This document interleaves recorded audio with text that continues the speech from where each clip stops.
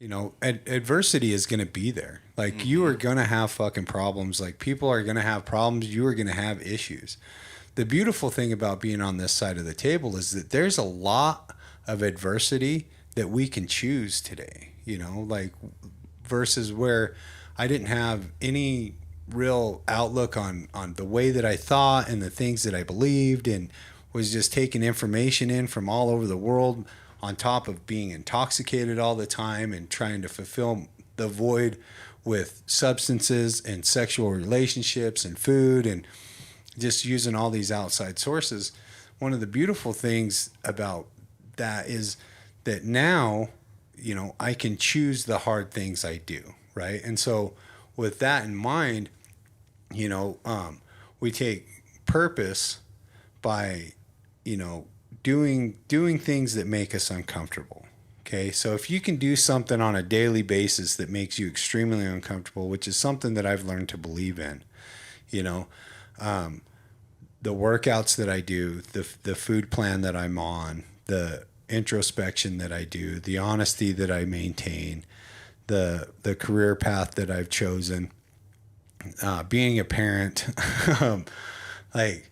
the lifestyle that I've decided to live, all those things are hard, right? Like they're all hard. And I'm glad that they are, because on a daily basis, I get to choose to do these hard things versus these hard things choosing to control my life. So when I get up early in the morning, which when I say early in the morning, I get up at 3:00 Monday through Friday, and usually 3:30 to 4 on Saturday and Sunday, which is hard. It's hard to do. It's not something that I came up with on my own. I started doing this after I got some coaching and started working with some other people that do this same kind of stuff. It's hard, right? But it's something that I get to choose to do. And automatically that makes me feel purpose, right? Like, I get up and I feel like a father, like getting up early before my children get up, before my wife gets up. It makes me feel like I am the head of the household, that I'm already present, that I'm already doing my duty as the leader of this family. And then I'm able to go into some spiritual work, if you will. I go into doing my affirmations, which, we have a vision for you that we've read. Mm-hmm. And I've started doing another thing where I'm writing a new vision for me daily. So I just take a piece of paper, and I write out the affirmations on this piece of paper, and it's a full sheet. It's about the size of your notebook, of just I am statements. And it usually comes from a place that I automatically fear first thing in the morning, right? Like, cause I'll wake up in the morning and I'll check my mind. The first thing I do is try to go, thank you for something. And then what am I afraid of today? And it usually has something to do with finances. Almost always right off the rip is finances. Like, oh, money, my diet, I'm going to be hungry today because I'm on such a caloric deficit, and my workouts. Like, those three things are always in the back of my mind as part of fear, because they're all so hard to do. Sure. Right? They're all so hard to do. And I'm never going to feel like it. And so I write those out, and then I go into the business mode of things first thing in the morning. I go into and I do my bookkeeping, I check my emails, and then I go into my first meal, and then I go into my workouts, which are intense, first thing in the morning. And so from 3 to 7 in the morning is my time to really set the intention for the day and put purpose behind every push-up, behind every rep, behind every word that I write.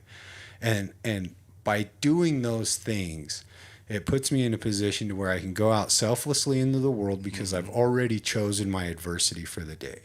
I've already chosen how I'm going to show up by getting up early and knowing that I am the head of this household and that people are counting on me. And I love it. I love that I have that kind of pressure on me, because it keeps me from going backwards. It keeps me from going back to a purposeless place of darkness where I didn't really know where I was going. I didn't know what I was doing. I was consuming whatever I wanted, whatever I thought was going to fill the void. I was having sex with whoever would have sex with me. And those things created a pain inside of me that ultimately led me to a place where I didn't want to live anymore. Right. And I don't want to go back there. Like, I'm willing to pay the insurance through adversity to maintain that. And even though I don't always have a clear vision of what my purpose is, I try to maintain a clear vision of who I want to be.